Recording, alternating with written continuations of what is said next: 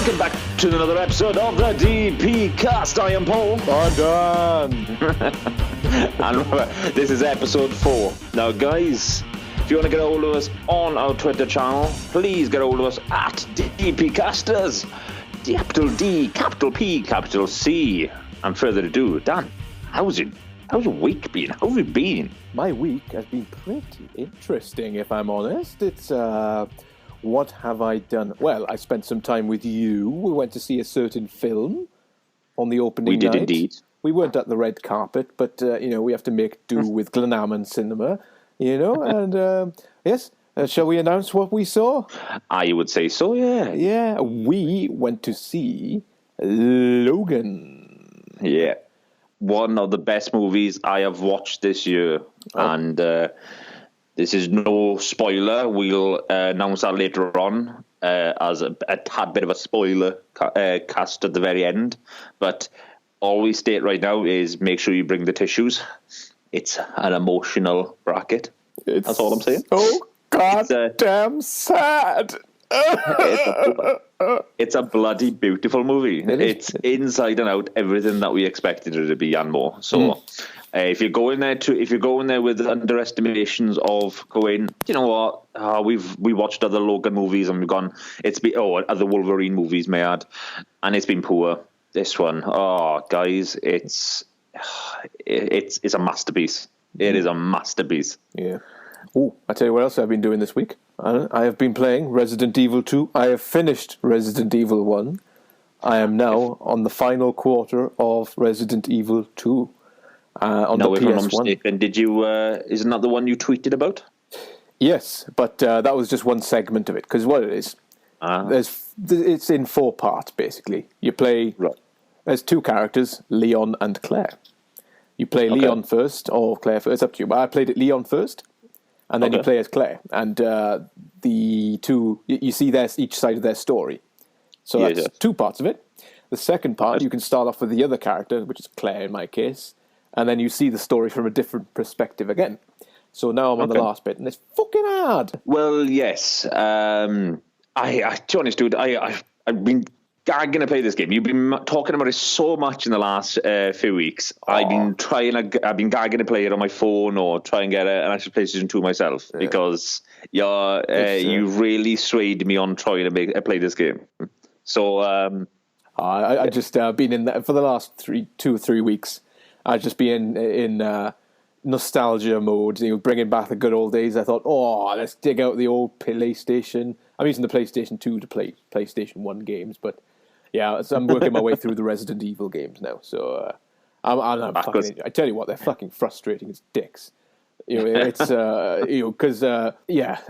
because it's not easy. I tell you that. So what have you been up to? Well, to be quite honest, dude, I have been doing a lot of work on our DPcast Twitter page.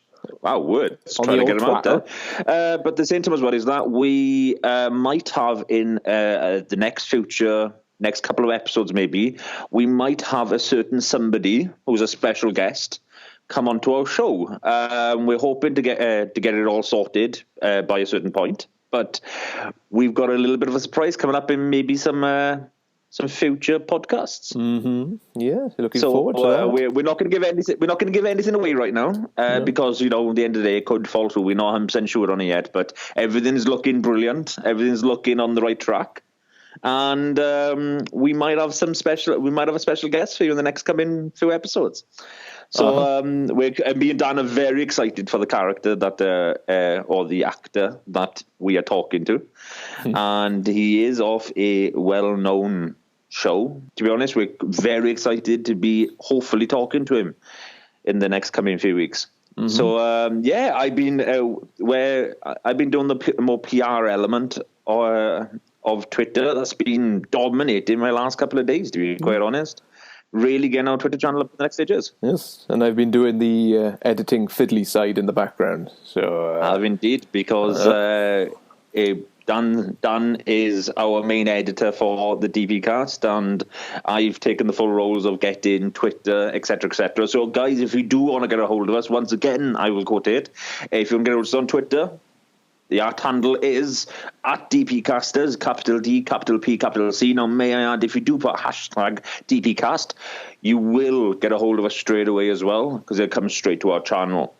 And if you want to follow us, we follow you back. And if you want to give us a couple of messages saying, "Hey, you watch the show," please do. You know, and we enjoy your feedback. Yeah, like Dan has a very sexy voice. You know, Paul's all right, but, you know, mainly Dan, you know, that kind of stuff. You know, it's up to you. You can say whatever you like, you know, but, you know, it'd be in step in the right direction. It's like, yeah, that Dan, his voice is as smooth as butter. He's the next Morgan Freeman, possibly. You know, he could narrate. Yeah, I'm just tooting my own horn here. I don't know if that's true or not. And on that note, I say we get on to a hypothetical question, because naturally, otherwise Dan would be tooting his own horn all night. Yeah, I can go on all day, baby. I've just had an omelette. I'm full of energy. Though my stomach has dibs on the blood supply at the moment, so, you know, I can't do much else. Well, this is a part of our podcast we do each and every week. We like to call it Hypothetical Corner, and it's a hypothetical question that we lob out to the group that is on the podcast that week. And due to it's just me and Dan this week, our podcast is going to be very themed around a superhero-esque. So, further ado, if, Dan, you were a superhero, which sidekick would you choose? And what would your respective power be? Sidekick, you said, is it? No, it does say sidekick. Now, may I add as well, now, right? Let's not take out the limelight. It's asking to be your sidekick. Okay. So you can pick a wide variety of people. It's unlimited, to be quite honest, of the superhero-esque people, because it's going to be your sidekick. Now, may I add as well, you've got to think about this now, right? Because naturally, that sidekick, if it's Batman, Superman, etc., this guy is going to have to be your kind of protege. You know, he's going to be that main guy inside you. But it does quotate with it as well. What respective power would you be? Now, means your power has to somewhat complement him. You know, at the end of the day, you look at Batman and Robin, their power, you know, what they do, they complement each other. Yep. They're detectives. Yes. So naturally, you've got to go around that kind of line. You know, you've got to go down the right path of this one. Yeah. Okay. Ooh. Well, for myself, so I get to choose my power as well, yeah? You do indeed. Awesome. Well, I've always got a thing about Magneto and his power. The ability to control metal. That's a good power. I don't know why. Yeah, you could always go for telekinesis, which covers all aspects. You know, you can lift up anything, whereas Magneto just picks up metal. For some reason, there's something about picking up metal that is just bloody cool, you know. And I'm sure that's a bit more powerful than just telekinesis, because it's more magnetic force rather than brain power. So, yeah, for myself, I think I'd have to go for metal control, like Magneto. Okay. What would I choose as my sidekick? Ooh, I know. Perfect. Who's that? Wolverine. I tell you why. Wolverine's a little bit of a, you know, he's a hard ass, you know, it's hard to control him. If he did go out of line, I could control him with my mental powers. Yeah, there is that. I mean, you could really contort him. Yeah, you could turn him into freaking spinal fluid. I mean, I'd have the control over him, and obviously, I'd try to make friends with him first. Of course, you know, we'd be best pals. You know, but if he got drunk one night and decided, I don't fucking like you, Dan starts waving his claws in my face, I was like, all right, Wolverine, pack it in, you know, and just like use my metal powers, like, all right. Back off. You know, you're in my space, Wolverine. So, yeah, I think metal powers, sidekick, Wolverine. You know what? What? I'm going to go for a classic one here now, right? Yeah. Because I'd love to see this in the Marvel history. Yeah. So I'd probably pick Deadpool's power. So the ability... It's healing. So naturally, like, the way that he rehabilitates himself. So naturally, he's got the superhuman power. Mm-hmm. But at the same time as well is that he has the ability to re-heal and be what he does best, you know? Yeah. So I'm looking at that power. I don't know what to categorize it under, because naturally it's quite a unique power. That's why I'm quoting it as a Deadpool power. Yeah. So, because like it is like a superhuman regenerative. Regenerative thing. I don't think I'd want his skin, but I think that'll be complementary with it. So I I'd was still just take about it to ask you, would you want scrotum skin? So yeah, but it comes of being Deadpool the same bracket. So like it comes, every superpower has its highs and lows. I'd still maybe go down that road. No, okay, right. Well, okay, I'll eliminate it down. Right, I'll go as Spider-Man. Okay. Because just the image of you crawling on the fucking ceiling is just making me laugh. Yeah, I'm a 6'6" guy. You freaking crawl on the ceiling. I just feel plasterboard will fall off the fucking ceiling. Yeah, fuck it. I'm gonna have his power, and I'm gonna have Spider-Man's power, and I'm gonna have Deadpool then as my sidekick. Yeah. Okay. Cool. Again, I want that team up again. At the same time as well, it's like I want it with me more than just I want it on the fucking Marvel cinema. Can you imagine Deadpool on the side? Can you imagine the puns he could pull off knowing he's a 6'6" Spider-Man? Yeah. It'd be just fucking genius. So where the fuck's that bloody Spider-Man gone now? Fucking heard a cracking noise from the ceiling. You've got fucking Spider-Man, ceiling tile stuck in your hands. Spider-Paul. Spider-Paul does whatever a Spider-Paul does. Does he swing? No, he doesn't. Because he's 6 foot and he hits the floor. Look out, here he comes. Oh, fuck.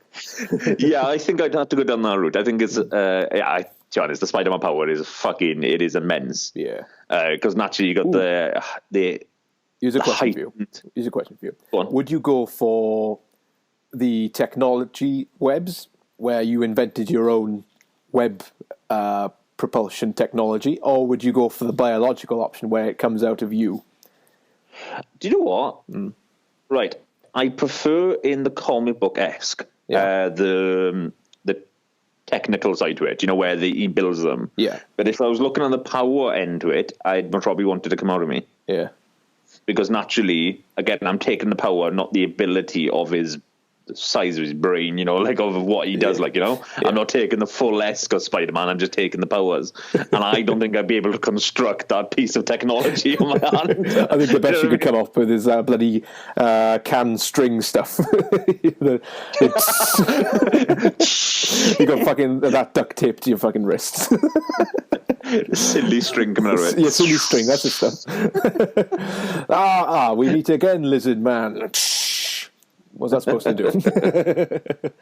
Lizard? Literally, I think I'd have to go for the biological end to it then when it comes down to it. Yeah. I think that makes it just a little bit more. Yeah. When you're thinking of a power-esque anyways. If I see bloody Green Goblin floating around with fucking silly string covered in like, Paul's been at it. You just fucking frustrated him. You didn't do anything. Can you imagine me swinging from from house to house? Moaning. All right. You can't do that very well in Wales, though. We haven't got tall enough buildings. You fucking scrape your face in the floor before you get anywhere.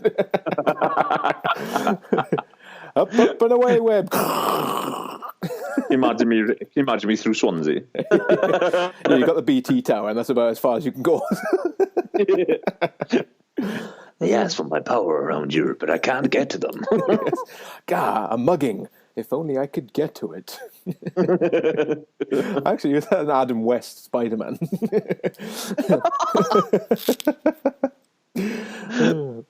I have the spider powers, but if only I could get to him. I think we covered each other's questions quite well. Yeah. I think me being a Spider-Man and you being... Sorry, what did you say you were? I'd be again? Magneto. Magneto? Magneto with Wolverine. Magneto's a clever one because naturally he flies. Yeah. And think of the traffic. Because, if I'm late for work, traffic jam, rise. Like bloody Moses. Bloody Moses. Instead of splitting the sea, splitting the cars in half. I could just hover the car. Like Harry Potter then.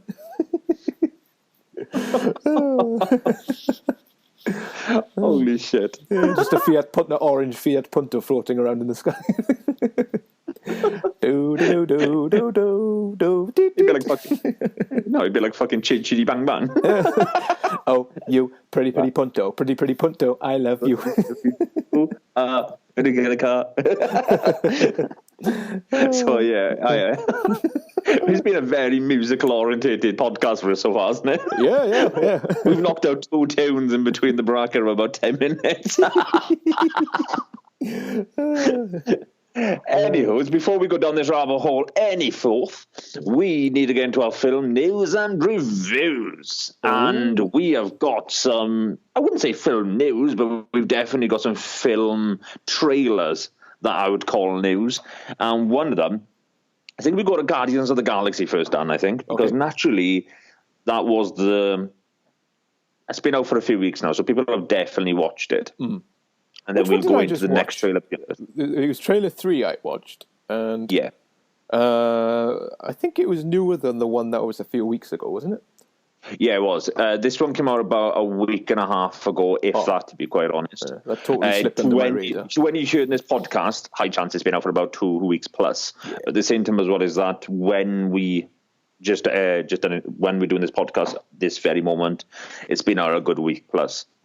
But we've had some answers some questions answered in this trailer for Guardians of the Galaxy. May I add, this trailer is phenomenal. Each and every one they've knocked out of the park so far. We've had Baby Groot. We've had Rocket Raccoon.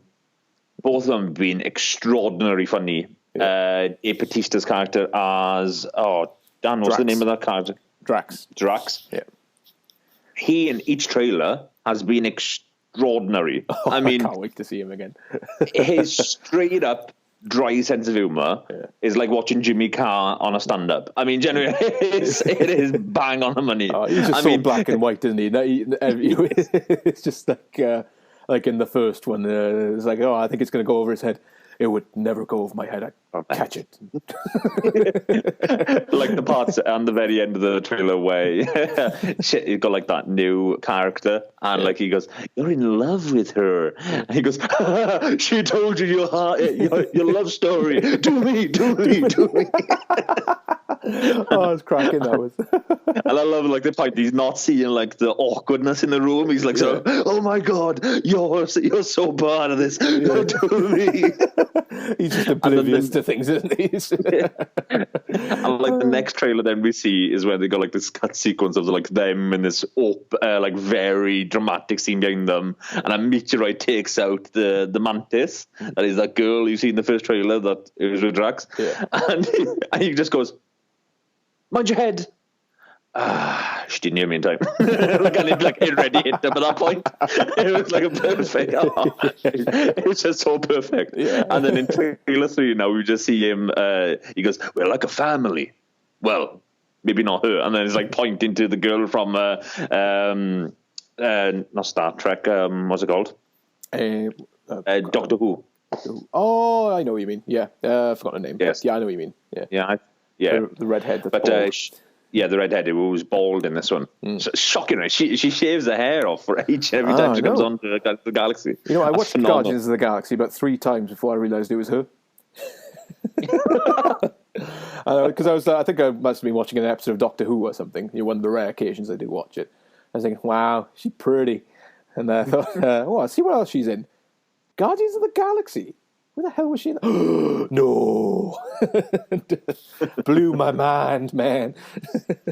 Well, I'm not going to lie. We every trailer we've had of Guardians of the Galaxy, even from the first film now to the second, it's been knocking it out of the park. Yeah. And the first movie was extraordinary. You know that yourself, Dan. The first movie was just bob on. Yeah. Yeah, you know what I mean? It's most probably the only other movie that has become close to tears after the point of Groot. Oh, bloody hell. I think, I don't know, that film had an opening that nearly had me to tears when his mother passes away with cancer or whatever she had. And I thought, that's quite sweet, because the way, it's quite realistic in a weird way. Like, usually in films, it's like, hold my hand for the last time or something like that. And it's all very picturesque.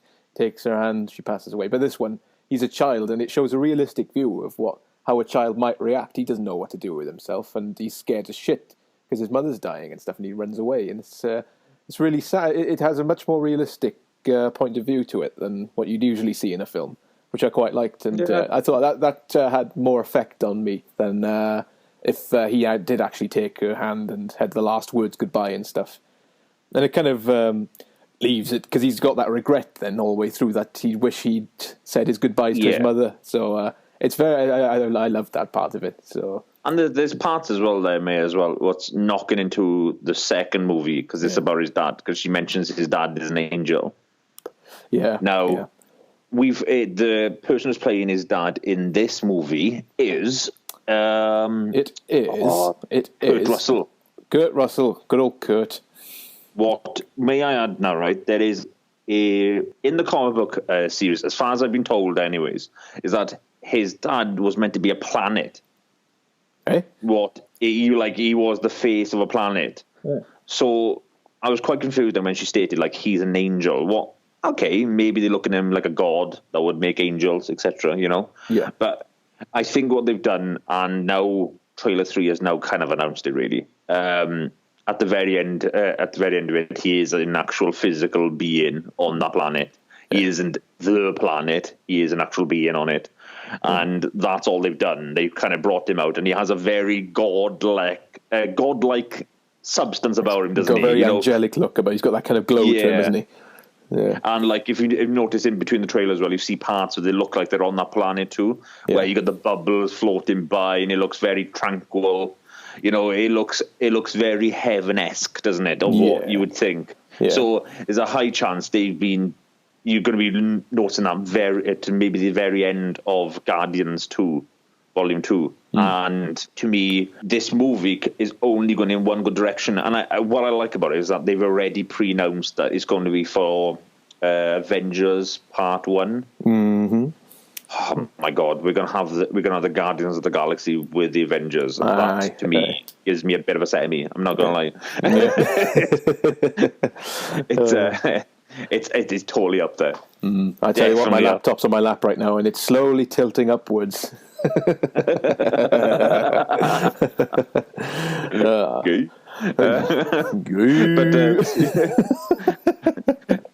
The same time as well is that as a whole, I mean, the way they've constructed Guardians, something that not many people knew about. To now we are gagging for Volume 2, and we can't wait to see it in the Avengers. Props to Marvel for really... actually, props to Disney, Marvel, really, to be knocking that industry so much out of the park. Yeah. It's extraordinary. I got to say, with the Marvel side of things, I think during what they call the Phase 2 part of their films, like Iron Man 2, you had Thor, The Dark World, I think it was called, stuff like that. I think there was a few films in the middle there during Phase 2 that they were lacking seriously, and it felt like they'd lost traction a bit, and it was a bit, this is a bit poo. Because I recently watched all the Marvel films in order, and the first phase, bloody brilliant. It's all the origin stories and all this stuff, fantastic stuff. Phase 2, lacking a bit. Then Phase 3 now with Civil War, Ant-Man and stuff like that. It's just gone outstanding again. It's brilliant, you know. And I can't wait to see what happens next now. It's where they kind of join them all together with the gauntlet and stuff, with the what's it called? Power Stones, is it? Or Infinity Stones. Power Stones. Yeah, the Infinity Stones with Thanos and the gauntlet. That's going to be intriguing of how they get to them stages. Yeah, Thanos is part of Guardians, isn't he? Yeah, he is. It makes more sense for it to be, but he's somewhat a part of Thor too. All right, because that's pretty much how we're going to get them into the Avengers. I'm pretty sure. See, we're going to end up having the Guardians come through a Thor kind of portal of some sort. I assume that makes sense because Thor's in a different. Is out away from Earth in a distant galaxy or whatever you want to call it, which would make sense to join up Guardians. So who was the villain in the first Guardians then? That wasn't Thanos, was it? No, villain in the first... What do you mean, in the first Guardians? Yeah. Yeah, it was Thanos. It was Thanos' henchmen that ended up being that guy with the purple face. Oh, his name is lost on me right now. Yeah. So Thanos was in Guardians 1, wasn't he? He was indeed. Because literally his two daughters are the one from Doctor Who and Will Smith's wife? Gamora and Nebula. Oh, yeah, Gamora. No. That's not Will Smith's wife. Yeah, if I'm not mistaken, they are... She's in Star Trek. For some reason, I got mixed up with the girls. Oh, sorry. Yeah, she's from Star Trek, yeah. Yeah. But, but they're Thanos' kids. I think it's two daughters. Yeah. But I'm sure one of them is like a stepdaughter, one of them's an actual daughter. Please, if I'm wrong on that one, well, whoever's listening, Gamora and Nebula, they're sisters. Sisters? Yeah. Right, there's the connection. I couldn't remember if I knew there was a family connection there somewhere. To be honest, I knew there was. I don't think Thanos is their dad, though. I don't know. I'm sometimes telling me it is, but I could be wrong. I very much could be wrong on that one. Mm. But anywho's, yep. Guardians running into Avengers is only the nice little cheeky wink of knowing Thanos kind of got more constructed in Guardians. Yeah. We see more of him in it more than any other film we have anyways. But yeah, as you stated, like in the kind of like the second parts of their movies, Iron Man was meh. Yeah. Thor was a bit average. I thought that was absolute poo. Thor was. I just hated that film. It was awful. I found. But I don't know. It was okay, but I can see where you went on it. Yeah. But at the same time as well, to me, Captain America 2 was just legit. I loved Captain America 2. It was a Winter Soldier, wasn't it? That's Winter Soldier, yeah. Yeah, I thought that was the better of the ones that came out in the second phase. I think. It was still a little bit lacking from the other ones, but it was. I think it was on their way back up to the standard where they are now.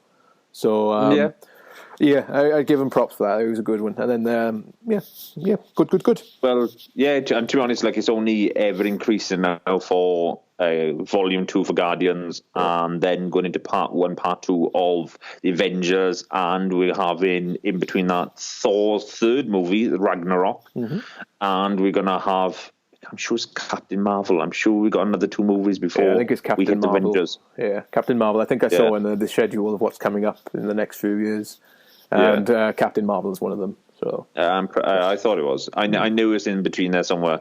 It's a part of that 2018, 2019 period that we be looking at that quite a huge construct of movies in between the Avengers movie. Like, it's quite intriguing to be quite honest. I'm really excited for these movies, really excited.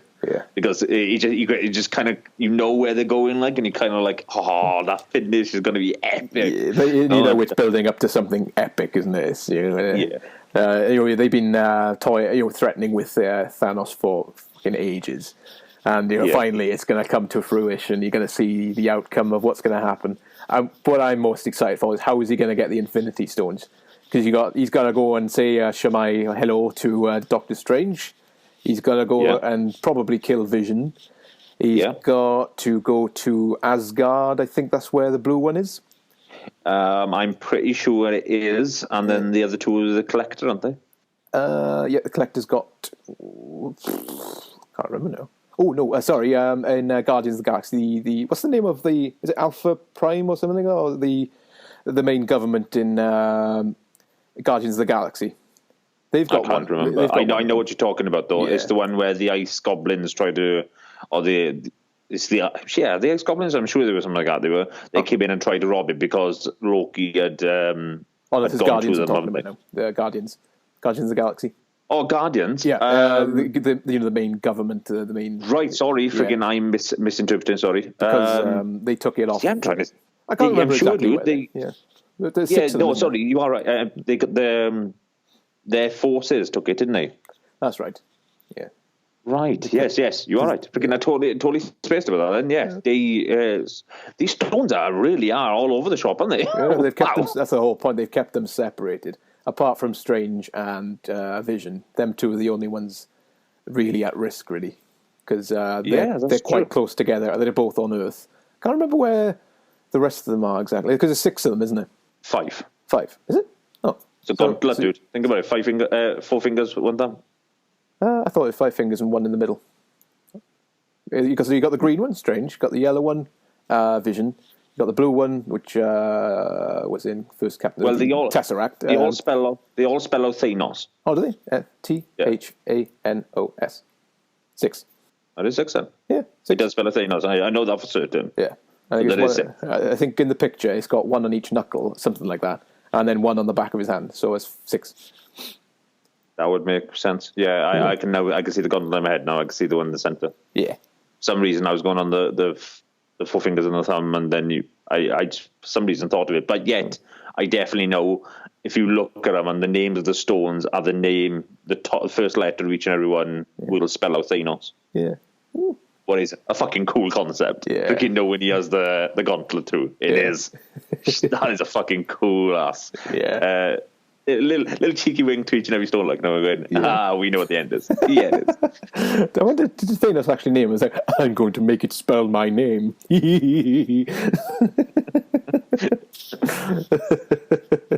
Well, giggling to himself.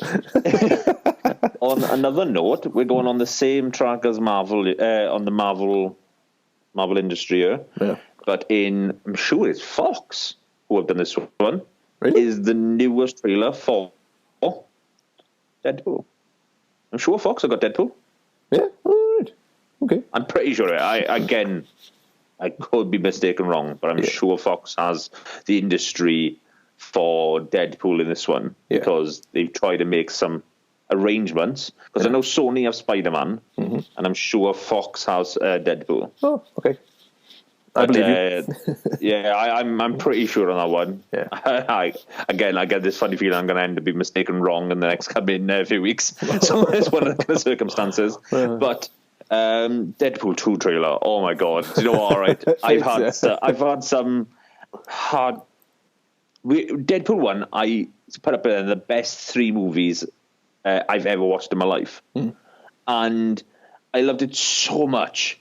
I was hoping for Deadpool 2. I was hoping it's going to be as good as it. Yeah. And then we've heard some controversy over the way it's played, the directors, etc., etc. And then we see the first trailer, and it is beautiful. Yeah. Oh, the way it's constructed. I tell you what, right? I wouldn't say it's an actual trailer. It's more of a just bear with us, we're making it kind of thing. So they've made this little segment to watch. Because it's nothing from that's going to be in the film, no doubt, probably. But it's just something for us to watch.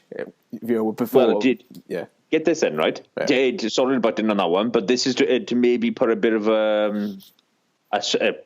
give you a few answers on your questions. Is that it might be a part of the movie because when the last person who ended out leaking Deadpool footage was Ryan Reynolds. Wow, words tonight. But the same time as well is that when he leaked it, it became viral, and that's how Deadpool got created because it looks so awesome. That footage is the opening cut sequence of Deadpool. Oh. It's the highway scene. Yeah. But the same time as well is that never guess where this extra footage came from this time. Yeah. From the same place. Freaking he teased it once again, and lo and behold, it's gone viral. And there's they call it a teaser trailer more than an actual trailer. Yeah, The Easter eggs are everywhere in it. I mean, it takes a punt at Superman. Yeah. It has Logan in the background of the cinema. It has a Logan poster at the thing. The guy that has died is meant to be a cheeky wink at Spider-Man because it's his uncle. Yeah. Or looks a little bit like the uncle. It's called who's Spider-Man's uncle who died in the first movie? Think of the curry. Uncle Ben. God, that name did not even come to my head now. I was again, who the hell is his uncle? It's Uncle something. But I think it's meant to be a cheeky wink at Uncle Ben going, because he got shot as well, didn't he? And it was by a robber. Yeah. Oh, can you imagine if that was Uncle Ben? Yeah, but I think that's what I think is that Deadpool's taken the little bit of a cheeky wink at it because again he's the person, and what I love is that he's seen it, then gone to a telephone booth to get changed. We then see his bare naked ass against the freaking screen while he's getting changed. Brilliant. It's just like fucking rubbing against the glass's ass cheeks. It's like, oh, fuck. And the best part too is when he's dressed and changed, he goes on the phone and phones somebody, and then he hears then you just hears the bang in the background, and you can just see his eyes just look towards the camera and go, shit. And then as he's getting out, you have process. The bloody telephone box is rocking back and forth as he's struggling to get his fucking suit on. To me, the best part I loved is when he got out of it, and then Oliver is Stanley going, "Ooh, new suit," or something like that. He goes, and he just goes, "Shut up, Stanley." I love that he broke the third wall. Like, when he was to Deadpool doing it, so naturally, like, instead of like acting as like he's doing a cameo, you know, like sort of being in the background as we know Stanley does, he called him Stanley, and I loved it. I was like, "Shut up, Stanley," and then does like a music entrance themed into the fucking into the dead body. I loved it. Absolutely loved it. I mean, you couldn't have asked for a teaser trailer for Deadpool 2 to go, you know what? There's no issues here. It's funny. We can see they've given us that little segment. The movie is just going to be past same of Deadpool 1, it looks like. And, oh, dude, I can't wait for it. I really can't wait for Deadpool 2 now. I mean, they've really put that tad bit onto it. Yeah. Love it. I absolutely fucking love it. Anyways, guys, we're going to get to the part of our podcast now with that. We're going to give straight up front here now. This won't be coming out until maybe a week or two beyond Logan has actually come out in cinemas. It's going to be spoilers, so if you've listened to us up to this point and you don't want to hear any more, we're going to be talking about Logan. Well, a little small segment.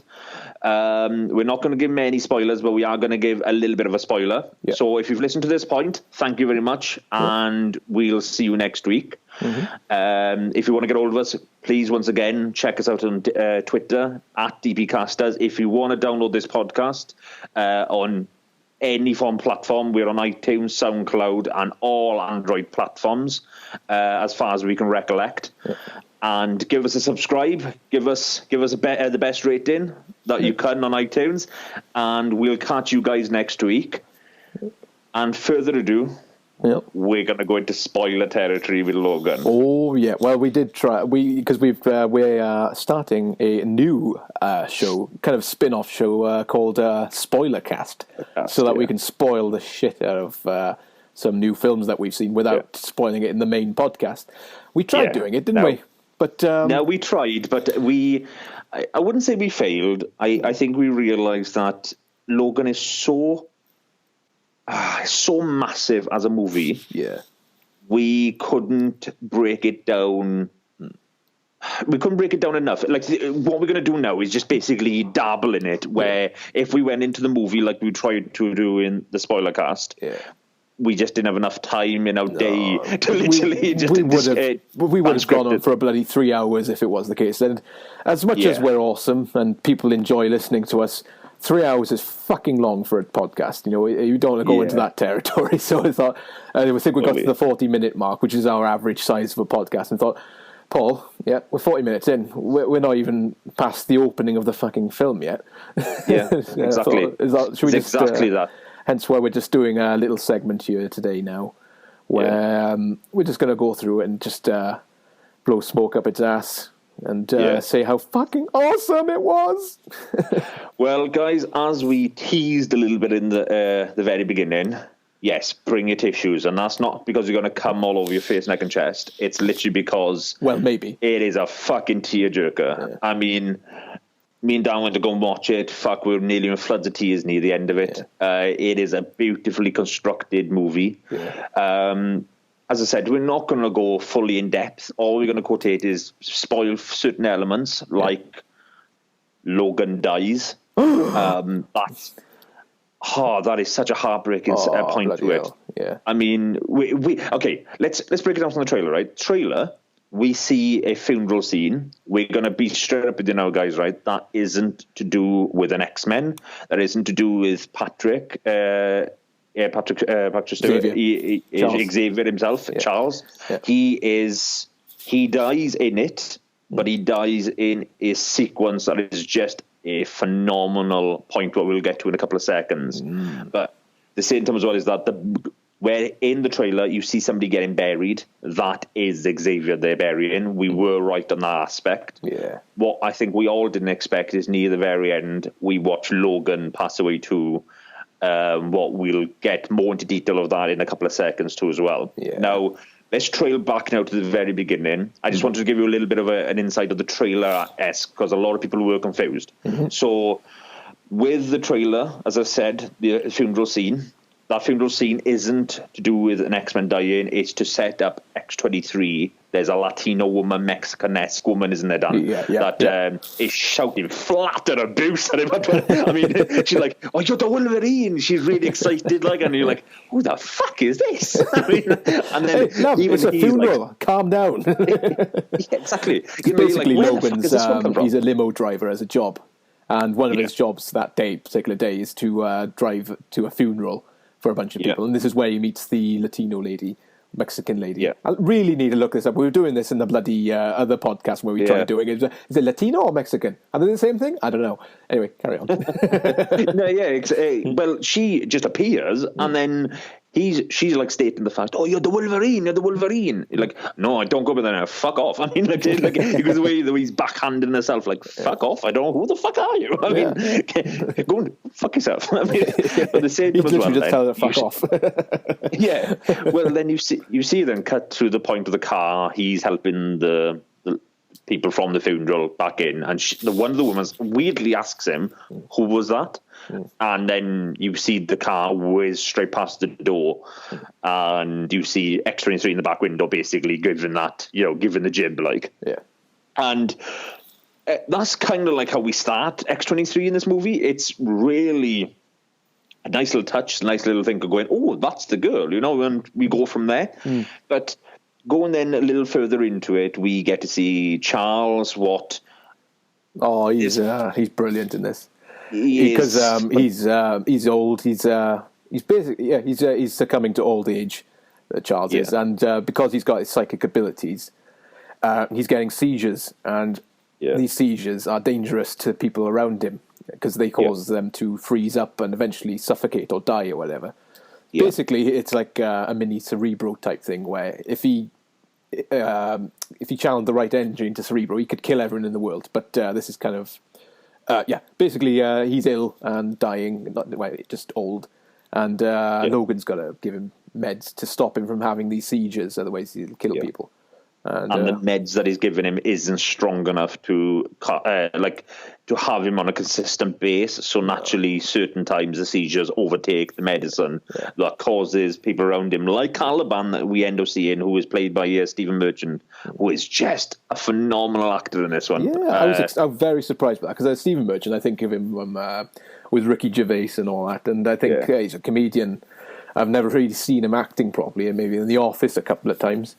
But in this, he's proper acting. I was like, "Oh, fair play! I got to give him his dues. He's a very good actor. Fair play. He did very well." Yeah, to be honest, I've seen him in a couple of movies myself, but and he's decent. He's decent. To me, this is definitely his best filming role he's played.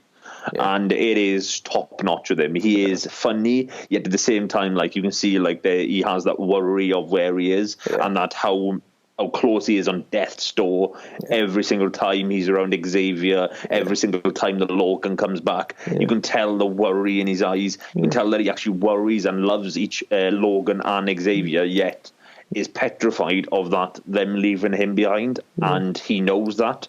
Like, he knows his inevitability with these people. He knows the danger factor with them, yet he's helping them because they're fellow mutants. Did you know that Caliban's a little wink to Shakespeare?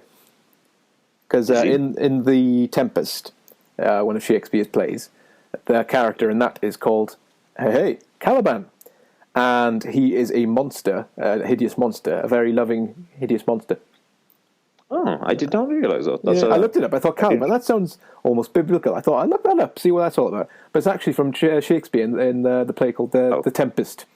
And that's pretty good. I can't remember if he's loving or not in the play, but basically he's along the same lines. He's a hideous creature, basically. And Caliban's very much like he hasn't got the looks. He's photosensitive, which means he can't be in sunlight. He's like vampire type qualities. I gotta say, my favourite aspect of the film, one of my favourite little things in the film, though, was hearing Jean-Luc Picard, Professor Charles Xavier, swearing. Yeah. He was completely not a genius. And the way he constructed swearing in this movie was just beautifully.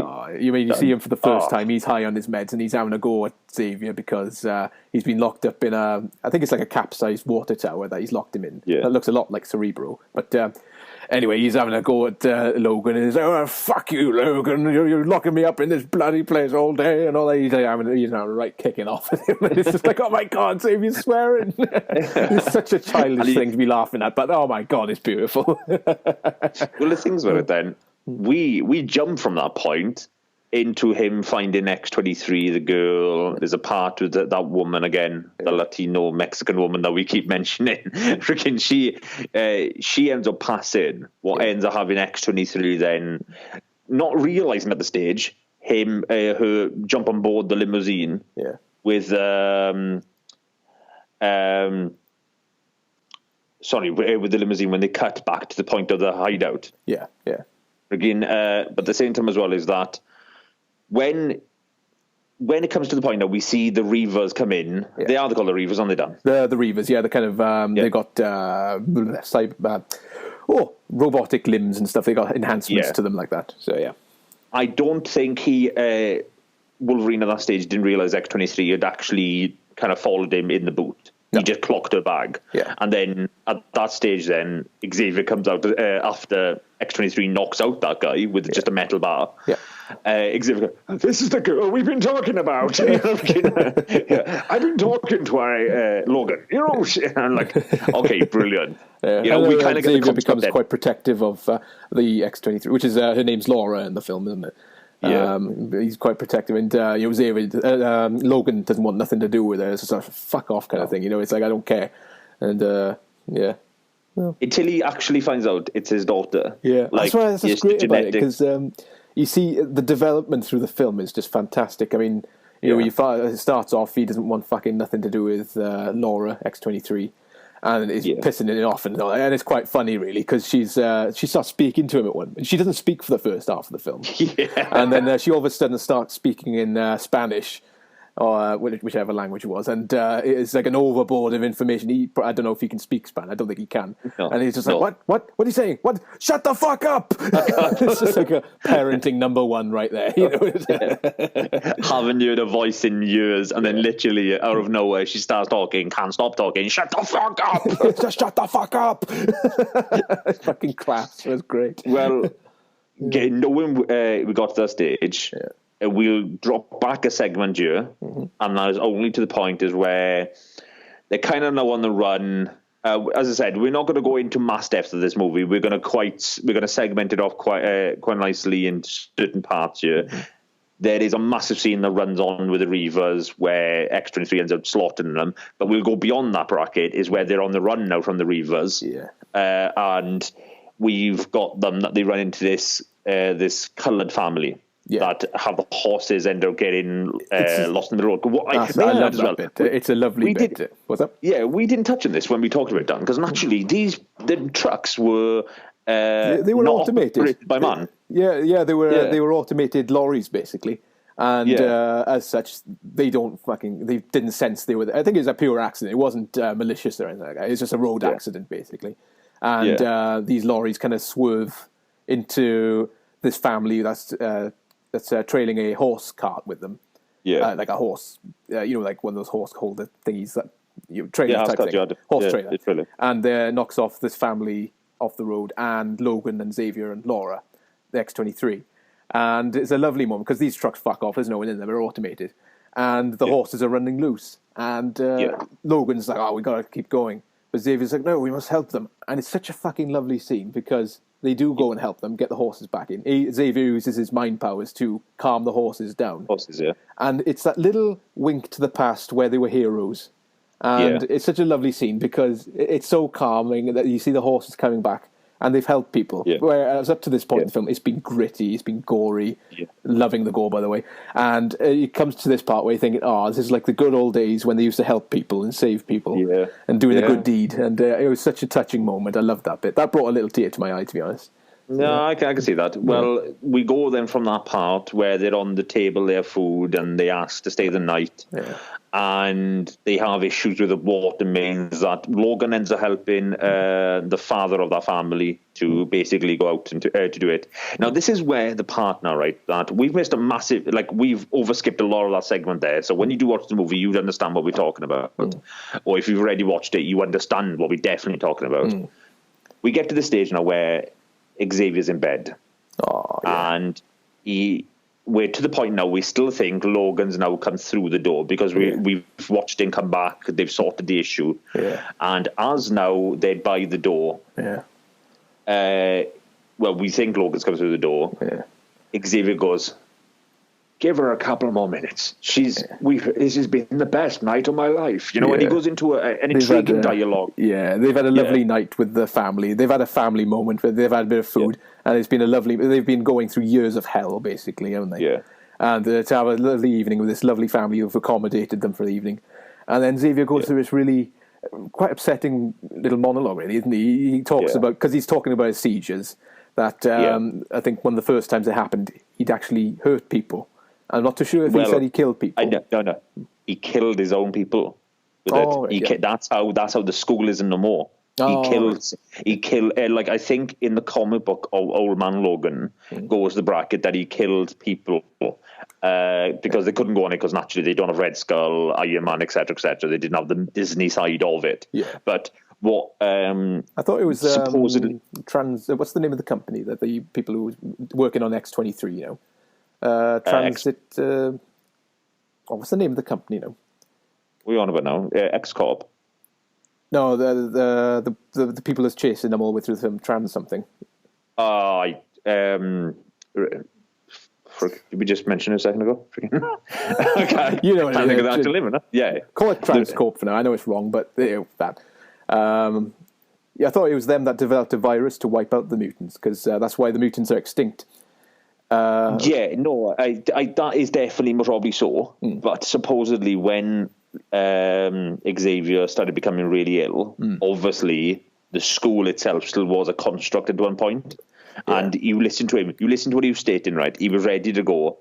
He goes, I've done some very bad things, Logan, you know, and I shouldn't be able to have this good night. I shouldn't need it, because he's feeling guilt. He's feeling like this is overwhelming guilt of what he's done, and it's only because he's killed multiple members of his own race. Out of something he can't prevent. Like, because of his seizures, people can't, like, at that time, can you imagine having a seizure and nobody knew how to stop it? So there's a high chance people around him died in a mass amount. And supposedly that would have been people like Jubilee, Rogue, etc., etc. So that's most probably where he was hinting at with that.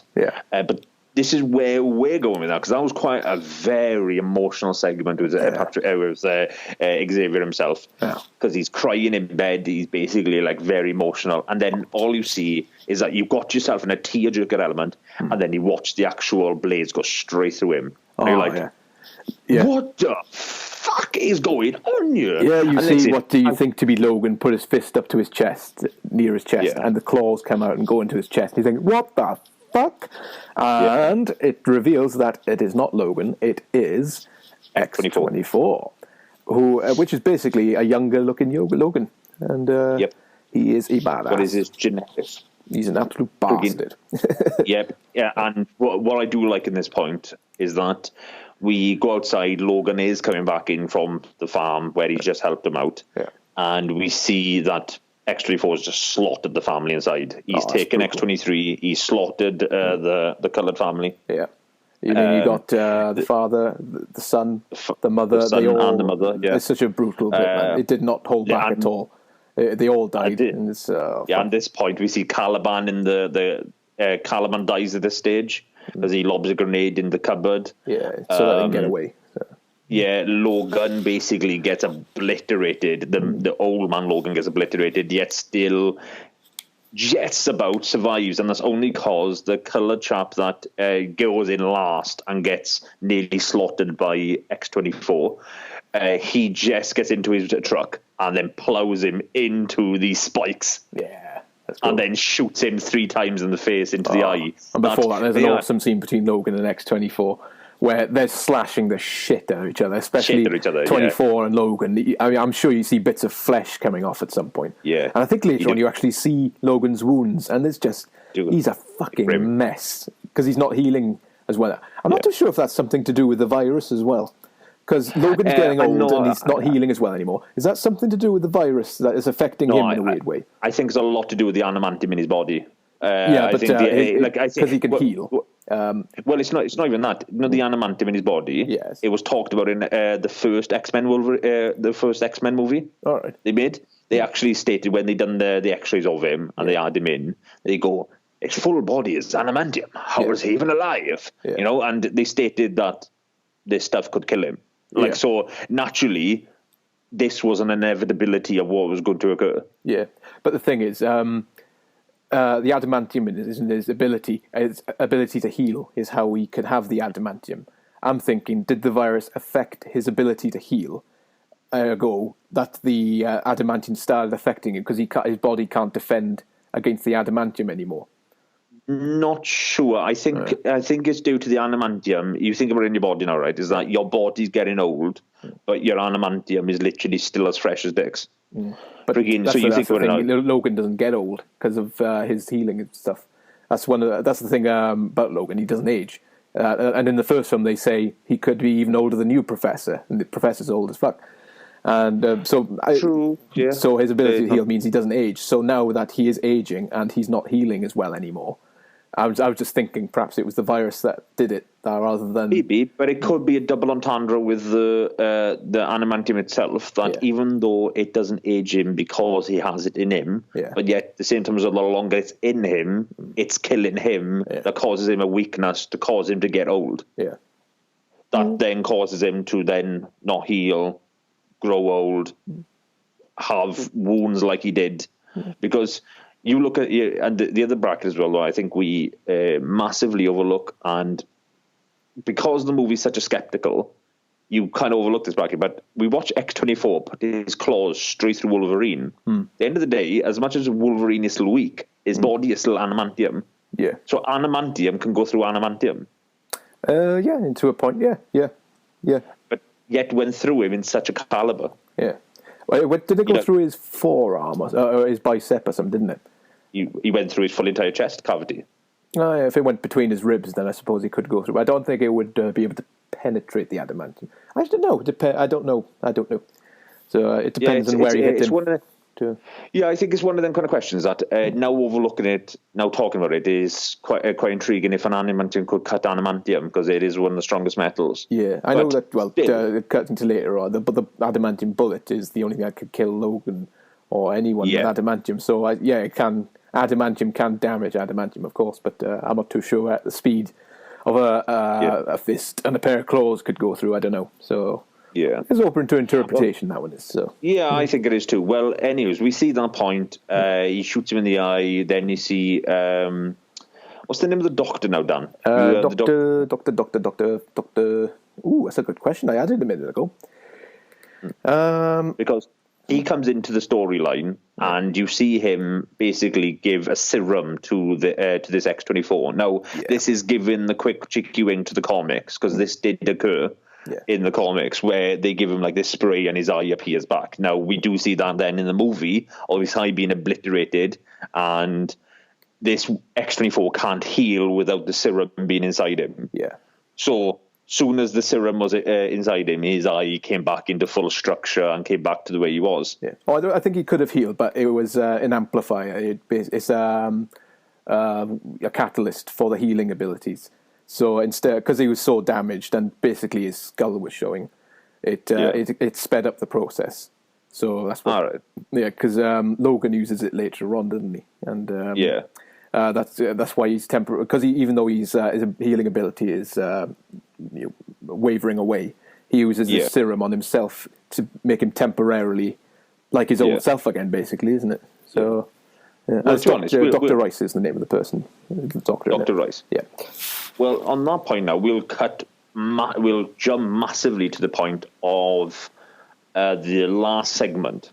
Now, the reason for that is that in between that is pretty much building up to get into Eden, that they'll the movie, I think, constructs better itself than us basically explaining it. Yeah. But we'll jump now to the point where they're leaving Eden, and these kids who have helped him, because they found the kids that they talked about that should be in Eden, they were there, and they did have a bit of this serum to give to Wolverine, so they helped him mend because he was really ill running up to this point. Yeah, he did sucking hell of a damage from X-24 in that fight at the family's house. So yeah, that's why you see the chunks of flesh missing from his abdomen and stuff. It's gross. But then we see he sees the kids. He knows the kids are leaving at a certain point. He woke up, they're not there, and then he hears drones go overhead looking for the kids. And he sees the trucks go on the dirt track, and he's like, shit, I need help. And at that point, he grabs the serum and runs into the forest. And as he gets in the forest, he takes the full entire serum shot. What they stay, don't do. Right. Don't do that. And he fucking takes the whole shabu. Full shabu. And naturally, he is like an absolute tank. He is obliterating people left, right. I mean, he leaves a body count. It's like watching Rambo 4. I mean, it's... I gotta say, I love Rambo 4. It's a gore fest. I love it. They should have a tally counter in the top corner of the body count they left behind him. I mean, him, and even telling them when he finds X-23, Laura herself, he's like, get behind me. And like, he's in there obliterating people, she's jumping over his head doing this, and this, and I'm like, oh my god, this is fucking awesome. And then the mutant kids, they're taking out some as well, and they take out the main Reaver, the leader of the Reavers. They all use their powers together to bloody do God knows what to him, and he's like, it's just awesome. And I love the bracket where they've now come to they've kind of all come down circlized by a few soldiers. Some of the mutants that got caught, they're there too, and the other mutants are kind of circled around the area, like trying to help these other people get out. And I love the bracket now. X-23 has now appeared. X-24, sorry, he's appeared, and he's just ready to attack Logan. Yeah. And the Doc's there again. Yeah. And then out of nowhere, Logan shoots him. I mean, I still don't know where he got the gun from. The gun appeared from somewhere, and then Logan shoots him straight between the goals. I mean, he kills him within seconds, and I'm like, shit! He just fucking killed him. I don't fucking blame him. He's a right bastard, because basically he's been experimenting on these kids to turn them into mutants so they can be weapons, to use them as weapons. Then they developed the X-24 and realized, we don't need these kids anymore, so he wanted to kill them all off, basically, which is where the whole story is of how these kids are there, because they've escaped from this Dr. Rice and his little laboratory of horror. And so basically, good on you, Logan. Shoot him right in the face, don't let him say much. Bang. Well, at that point then, as soon as that occurs, we then watch X-24 do his work. And in between the fighting battle, and you notice Laura herself, she's clocked. She had the adamantium bullet, so she's clocked the gun on the floor to put the adamantium bullet into it. But then she goes off and helps the other guys. And one of the other people who has a superpower, who's just about died. There was a sequence with him that he got a little too involved, and he ended up getting damaged a bit.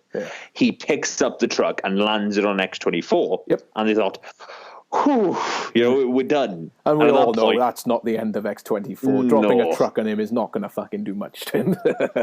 Because I may add as well, we're not even abbreviating on that. Logan at this point is looking green because he has taken so much of the serum that made him powerful to get to that stage. Running to the point of where they was getting confronted by X-24, he is now weaker than ever. He is at his pinnacle weakest. And as he was at his weakest there, he just about got away, and as he tells the kids to go run, the truck comes flying back off. And you're like, oh shit, we are going to watch a sequence go down here. And we watch X-23 look back, she gets the gun. At this point, he is pummeling old man Logan. He is just destroying Logan into the ground. Actually, I don't think it's that long. Doesn't he just pick him up and just shoves him into the branch? No, well, he gets to that stage, but remember now, he absolutely obliterates. I mean, he is slaughtering him to that stage because he takes a good old punish in for about 2 or 3 minutes, and then he picks him up, yanks him into the branch, and then X-33 comes behind him and shoots him in the head. That's true. Yeah. Freaking, and then we watched possibly the most tear-jerking element. What is the end segment of Logan? I've got to say, I've known Paul for how many years? 6, 7 years now. I've never seen him glassy-eyed before in my life, and I got to say, I'm a bloody wimp. I'll cry at anything. But I was openly crying. I looked over at Paul. I could see the reflection of the cinema screen in his eyes. I'm thinking, he's fucking crying. I'm tearing up just thinking of it now. It is a beautiful moment. Yeah. Genuinely, like I am glassy-eyed as we're talking about it. It is a segment that we watch Logan just get. He's on now a piece of like this log. Wow, I'm choking up just talking about it. Sweet Jesus. Freaking, you get the log, he gets put straight through him, and you're like, holy shit, Logan's dead. No, dying at this stage. You think at that point, he just he's survived worse than this. Surely you just yank him off and he'll heal. But he's got a bloody branch penetrated through his chest, and he is going. He's going, and I think the worst part to it is where we then see Laura, who, as we know, is X-23, as I keep mentioning. She holds his hand. She goes, no. And first time she calls him daddy. Oh, motherfucker, she has me at that point. Genuine, she's got me by the good old gullies at this point. I think it was more effective on you because you got a daughter. So I don't have kids. Yeah. But for you, I think because you've got a daughter already, and I can see how it would pluck your heartstrings, you know. It really pulled on my one. It literally, like, and the way she was like, but daddy, no, daddy. And I was like, fucking bitch, fucking, she's got me. I was upset, but the most I've had is a fucking cat, so, you know. But as soon as she sees him die, we don't see the point from there forth. We just watch them bury. We see them put extra rocks onto this grave. Basically, they've buried Logan and they're putting rocks on top. Yeah, and they have a cross at the head of the grave. Yeah, and this bit's lovely. Is nicely touched on then, where as they all walk off into the sunset to an element, Laura herself, she goes back and she tips the cross to a side that turns it into an X. Yeah, and I thought, that's like the grave of the last X-Men. Yeah. And also at the dawn of the new generation of X-Men, I assume, for the little kiddies to go off into the sunset. Yeah, and sadly, we won't be getting a spin-off with them kids. But, I wasn't asking. I think it left it where it was very nicely. I don't want to see what happens to them. Yeah. I thought it was a nice little thing saying, okay, that's the end of the old X-Men. He was the last one. And now they're going off to start their new chapter. Well, the weird part about it, some of them kids actually do have a generational spin-off on an X-Men cartoon-esque version, but is when the other X-Men were still available and still kicking. Mm-hmm. Obviously, they don't live in that Paradox universe in that Logan timeline. Yeah. So, dude, possibly the best ending and emotional end I've ever watched in a Marvel style movie. It was fucking up there. The whole film as a whole, it was proof that we've got to give thanks to Deadpool for it all, to be honest, because Deadpool proved that you can make an R-rated or a 15 or an 18 Marvel film and still make money. It doesn't have to be suitable for a family of kids to come and see. That's the whole problem they've had. They've not made things gory or sweary or anything like that because they think, we want to make more money by attracting families to come and see it. Yep. Deadpool proved that a comic film doesn't have to be suitable for families to make money. And that opened the doors for Logan to be what it is. And that is gritty, swear words, and just mature. It was a proper nice story, you know? Yeah, totally. Yeah. Well, guys, on that note, this is definitely the end of our show now. We have gone a little over than what we normally have, but as I said, I think it was needed to talk about Logan, that the people who want to listen to the spoilers could, and the people who didn't, they've left already by this point. So, guys, thank you for listening to episode 4. Yep. It has been an honour. And we will catch your ass. And actually, I'm not going to even catch your ass next week, guys. I want to plug our Twitter channel because it's not. I wouldn't be a good freaking host if I wouldn't. Freaking at DPcasters, guys, if you want to get a hold of us on absolutely anything that you want to talk about or listen to us on, we talk about news, reviews, a bit of wrestling. We do everything on our Twitter channel. So if you want to get hold of us on that, please, at DPcasters, capital D, capital P, capital C, or hashtag it at DPcast, capital D, capital P, capital C. And if you want to download our podcast, download it on iTunes, SoundCloud, and pretty much every Android podcast app. Otherwise, you can find us on YouTube too. You can indeed, yes. If you haven't got any means of doing either ones of the ones above, go on YouTube. We have a visual presentation of our podcast, not in video format, but we do have it in that we construct the video in a certain manner for you guys. Yeah. Anyways, that has been a week done. That has been a week. It has definitely been an honour, and we will catch your ass next week. See you guys.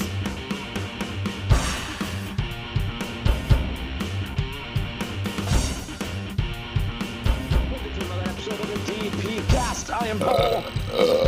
I'm Dan. I'm done. Sorry, you caught me got me mid-burp there. What do you think? Should we keep going or do we want to do it again? No, let's do it again. I'm going to enter with style. Fucking fine. Right. We'll start again then. Fine. Yeah. Party pooper. You're a dick.